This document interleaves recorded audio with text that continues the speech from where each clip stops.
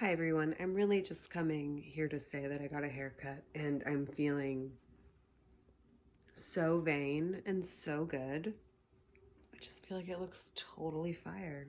So, I've been growing my hair out from a pixie for about a year now, a little less than a year, and I'm finally here and I'm finally in a good spot. Ugh, feels good, y'all. Feels good. Hello everybody, welcome to my March reading wrap up video. All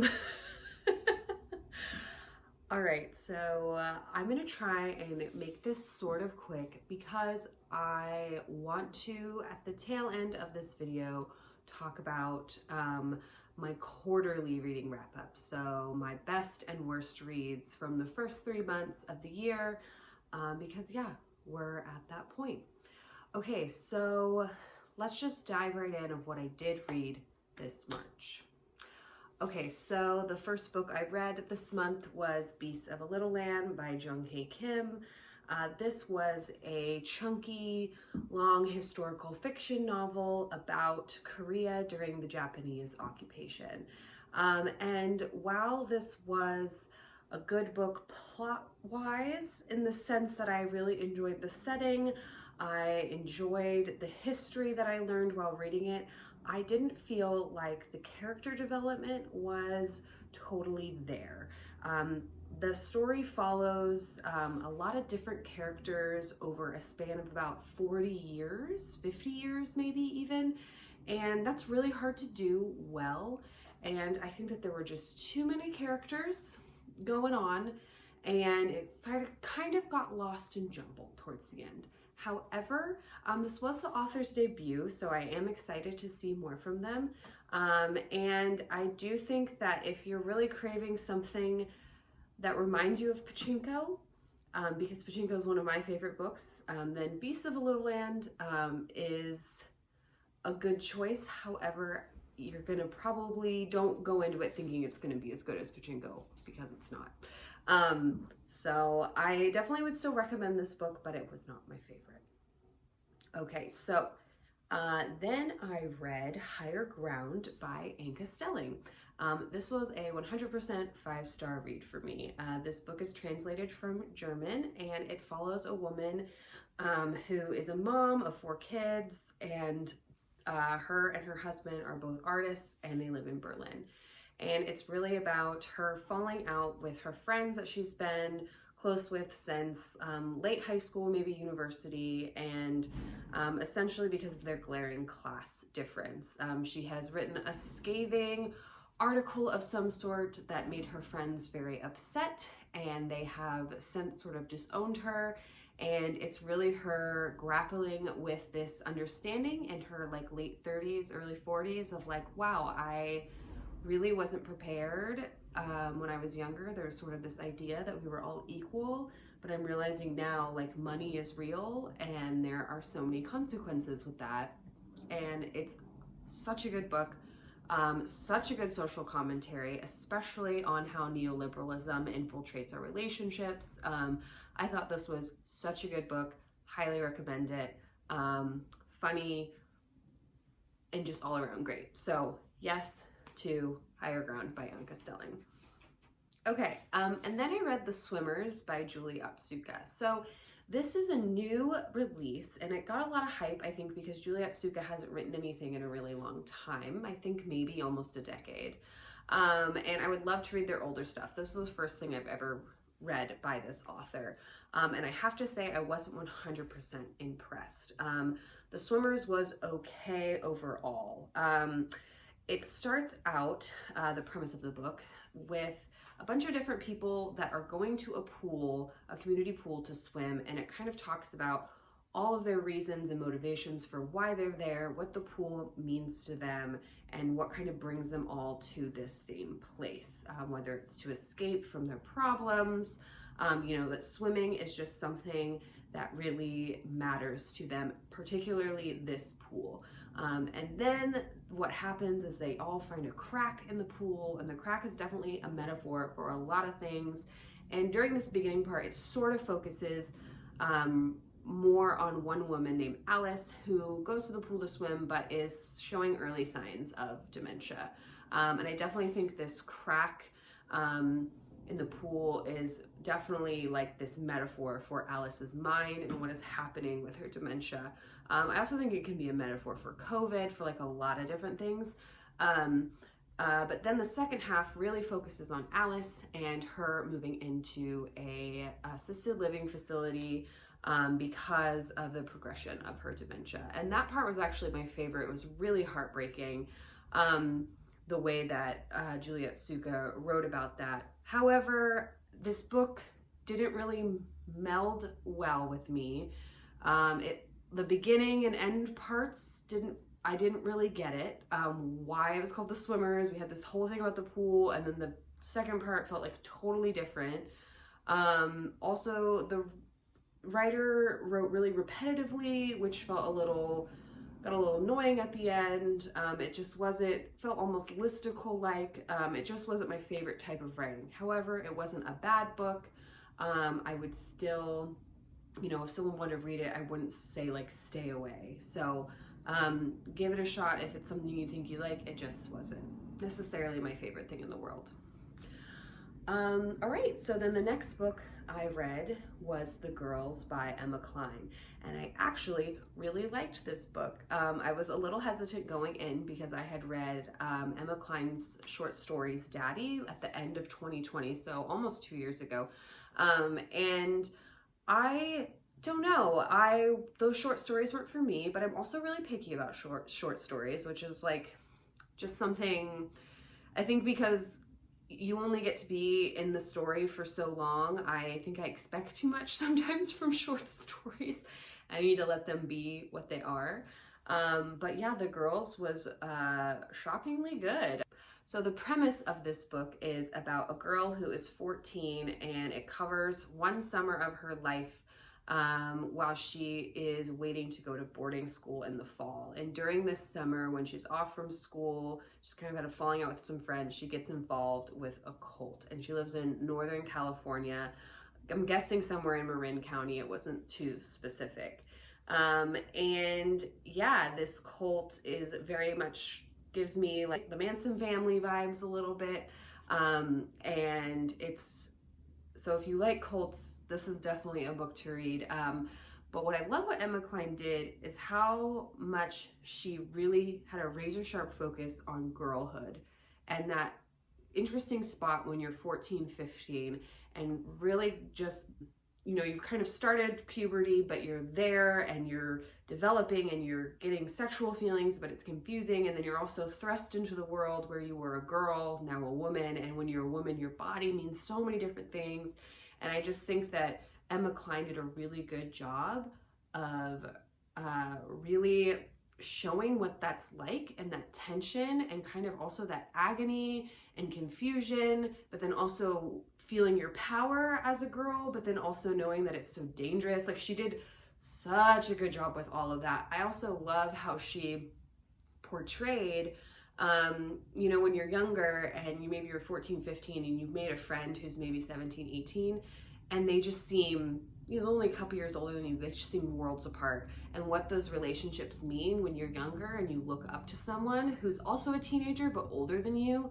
There's a relationship in this book that I think is really shows the power of those kinds of things. So yeah, good book, good plot, good character development, good writing, all around a quality read. I would definitely recommend Emma Cline's The Girls. Okay, so after I read The Girls, I read Tides by Sara Freeman.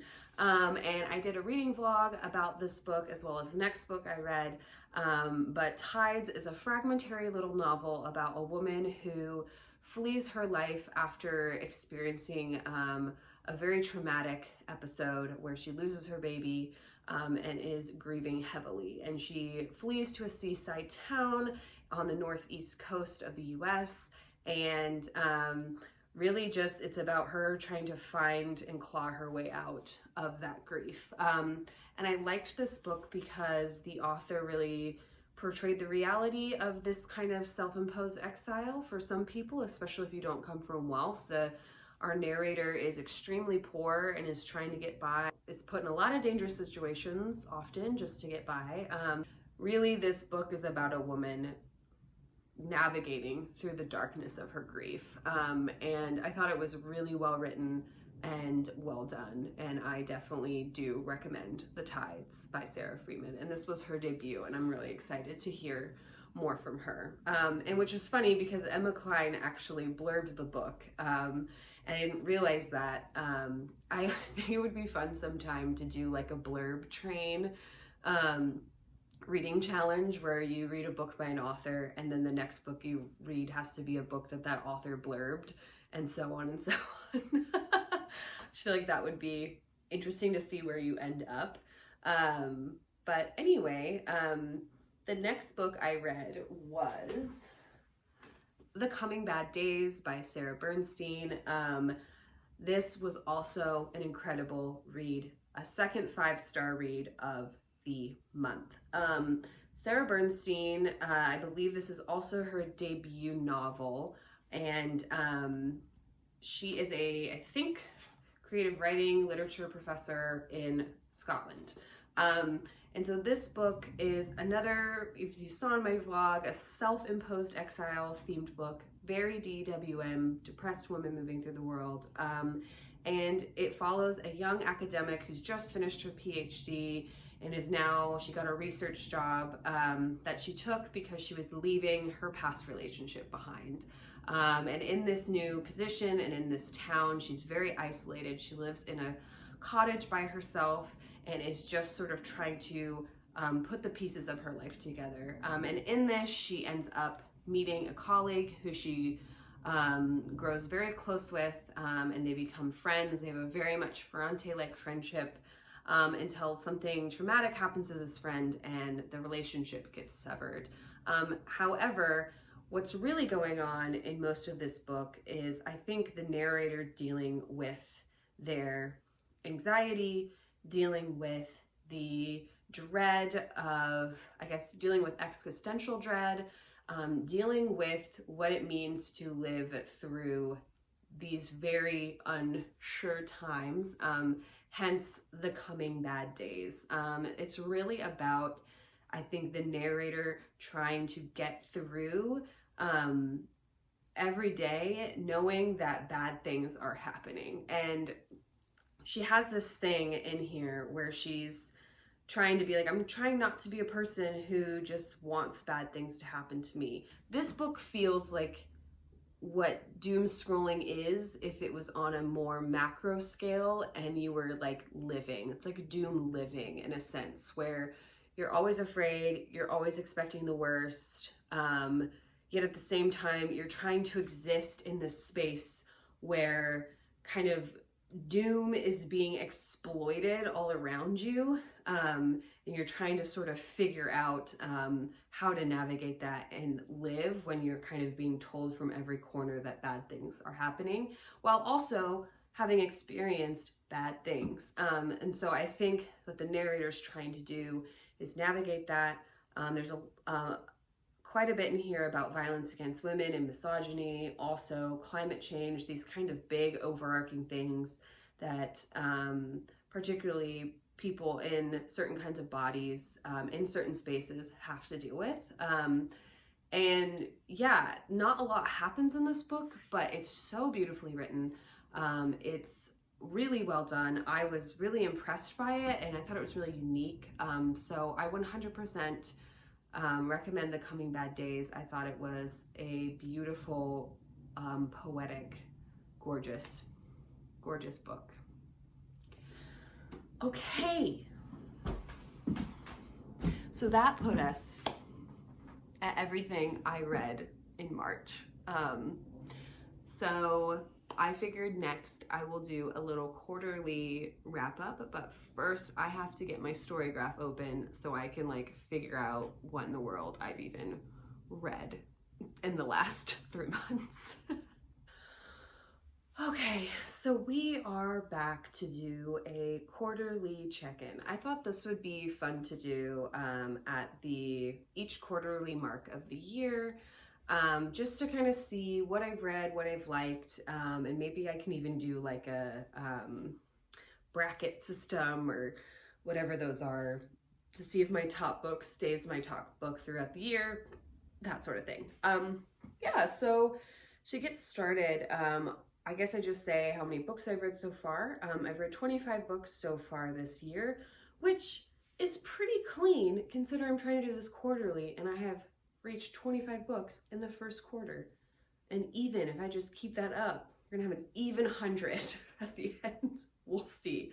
And with that, am I sticking to my goals? Well, I didn't really set any goals this year. I did set a sort of number goal on Storygraph for 50 books. I knew I was gonna reach that. That's not really a problem for me, but I wanted to just have that there just to have some sort of encouragement. I don't want to be too numbers focused this year. Last year I felt like it was a little bit too much, and it's funny because I wanted to read 100 and I got like, at the end of the year I had like 97 books read, or maybe 96, I don't know. And I remember everyone's like, just read like 4 really short books, and I was like, I don't want to do that though. Like that was like against the ethos of the project. So I think I am just gonna read what I read when I want to read it and not really worry about the numbers, because I naturally love reading and I don't really have to force myself to do it. So I'm just gonna do what I love. Why not? Okay, so as far as, I have my Storygraph open here, so if I'm looking at some secret object, this is what it is. The majority of the books that I read this year, more than half, so like 70%, over 70% of the books I read so far have been fiction. I read mostly fiction. That's pretty normal for me. I am not a huge nonfiction reader. I do like some, especially memoir and things like that. But as far as like hard nonfiction, it just reminds me of work and reminds me of grad school too much. So I don't read too much of that. It's usually more narrative or memoir if I am reading nonfiction. Okay, so then I thought I would start with my, I have a list of my best and worst books. I figure I'll start with the worst. We'll start at the bottom and we'll end at the top. That just seems like a great strategy. Okay, so I put 3 books on my worst books, but they're all on very different levels of worst. So we will start with like bottom, and that was Unsettled Ground by Claire Fuller. Sorry, y'all.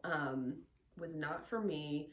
I skimmed basically the last 50 pages. It was one of those books that I was reading it and not even thinking about it while I was reading it, and then I got almost done and I was like, wait, I don't care about this book and I kind of think it's bad. Like I was like, I'm not enjoying this at all. Why am I reading this? And then I got so close to the end, I was like, well, might as well finish it. I think I just didn't get the premise. I'm not gonna give like a lot of, I'm not gonna go into what each of these books are about, but I know a big part of this book was the relationship between the brother and the sister, and it didn't land for me. It wasn't believable for me. A lot of the things that were happening in the book were not believable for me. So I think it just didn't land for me. So that was Unsettled Ground. It was a big womp womp nope. And then the next one was Belcanto by Anne Patchett. This was also a big womp womp nope. I believe I got, I don't know, a little more than halfway through, and then I DNF'd it. I don't DNF a lot because basically pretty good, I feel like, at choosing books, and then if I don't like something, I'll usually stop it pretty early on to the point where I'm like, was that even a DNF? I read like 10 pages, you know? But this one I had gotten pretty far the way through because I was listening to it on audio, and then I started reading it in print and I was almost done with it, and I was like, this book is dumb. I was like, this book is so bad. It was written, you know, right around 9/11, and I think it got a lot of hype because it has a hostage situation with terrorists in it, and I just was like, this the cheesiest cheese I've ever read in my life. And I just don't think Ann Patchett is my author. I just don't think she's for me, which is completely fine. Everybody has their own thing. I know some people love Belcanto, and that's totally fine. I just have a hard time, especially when books are like, music will save us. And I'm like, oh, please, like, calm down. I don't know. I just, very cheesy. It gave, yeah, so far, it was less of what I've read so far of it. I thought it was very cheesy. I didn't finish it, so I guess I can't fully say, but it was a no. Okay. All right, so the next one, it wasn't that it was bad, it just was very, very mediocre, and I was expecting more from it, and that was The Vanishing Twins by Leah Dietrich. This is a memoir about a couple who has decided to open up their marriage. They are a cis straight couple, and I just really didn't find it that interesting or noteworthy. I don't think that there was any like groundbreaking moments. I don't think that there was anything I read that was like, oh, that's a new idea. And I also think that the way that they were even doing polyamory was a little weird. I mean, whatever, people can do how they want to do it, however they want to do it. For me, it was just I could have not read it and been fine. I didn't glean anything new from it. I didn't really get the point of it. I wanted it to be more than it was. It ended up just being overall pretty mediocre. But that is to say that, like I said, all these books are on different levels. Belcanto and Unsettled Ground are like down here. Vanishing Twins is like still over here. I had to pick a low bottom 3, and it was just in the bottom 3. So, you know, I think if people are interested in learning more about different types of relationships, how people figure that out, I think that Vanishing Twins might be an interesting read for you. I was just wanting more from it, I guess, than it gave me. So, okay. Now we're going to go on to the positive side. The best books that I have read in 2022 so far. And I will try and do these in order, with the last one I say being the best books. To get started, we have Higher Ground by Anke Stelling. I just spoke about this book and why I love it so much. I really love literary fiction that brings in social and political elements, and I really feel like Higher Ground did that in such a smart and cunning way. So loved Higher Ground. Coming up at number 3 is Sorrow and Bliss by Meg Mason. And I was really skeptical going in this book. Didn't think it was going to be for me. Thought it was going to be another sad girl millennial tropey book. And it was done so well. It made me laugh. It made me cry. It was heartwarming. It was just such a good book. I feel like Meg Mason took the sad girl millennial novel and like did wonders with it. I thought it was really well done.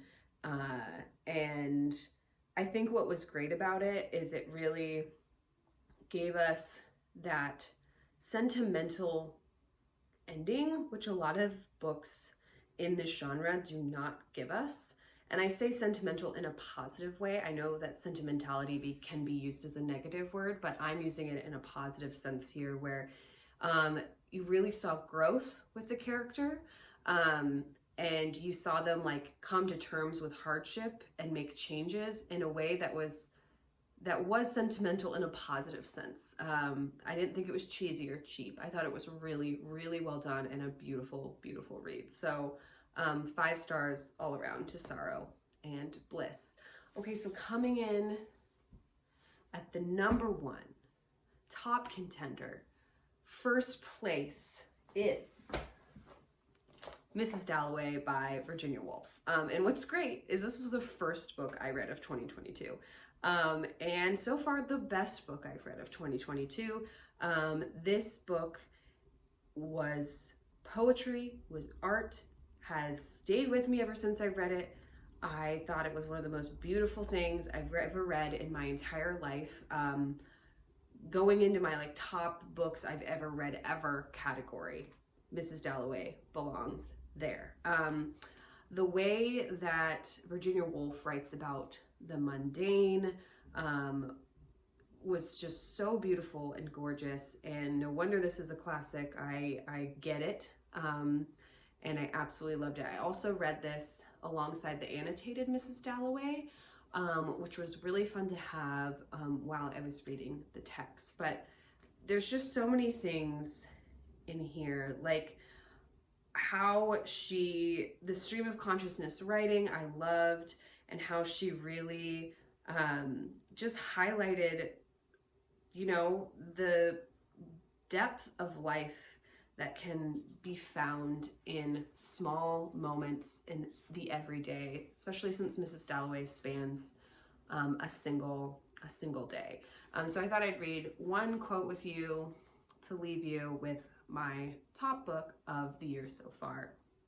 And this is a scene where Mrs. Dalloway is sitting in her drawing room just doing some needlework. Quiet descended on her, calm content, as her needle, drawing the silk smoothly to its gentle paws, collected the green folds together and attached them very lightly to the belt. So on a summer's day, waves overbalance and fall, collect and fall, and the whole world seems to be saying, that is all, more and more ponderously, until even the heart in the body, which lies in the sun on the beach, says so too, that is all. Fear no more, says the heart. Fear no more, says the heart, committing its burden to some sea, which sighs collectively for all sorrows and renews, begins, collects, lets fall. And the body alone listens to the passing bee, the wave breaking, the dog barking, far away, barking and barking. I just loved this, everything about it. Absolutely fell in love. Yeah, so anyway, that was my quarterly reading wrap up, as well as my March reading wrap up. Yeah, I'm excited for April. I am currently reading Long Live the Posthorn. I don't have it near me, sorry, which is translated from Norwegian, and it is so well done. Really loving that. A lot of Union fervor in that book, which I really love. Yeah, so my birthday is in a couple days. Excited for that. Yeah, I am one of the many Aries booktubers. We are learning that there are so many Aries booktubers out there. I think so far there's been Renee from So I Read This Book, Ben, who else? I think KD Books. I think it was his birthday recently. I know there's more people and I'm probably missing you, but yeah, there's been a lot of Aries booktuber birthdays, so we love that. I totally can see that we're like that, making booktubes where we can be the center of attention. Yeah, also love reading so we can hide from the attention that we crave, but also as soon as we get it, want to run and flee. So that's the Aries life. Okay, well, that was my wrap up. I hope you all enjoyed it. I hope you're having a wonderful, wonderful spring time. It's beautiful here in Seattle today. And I will talk to you all soon. Okay, bye.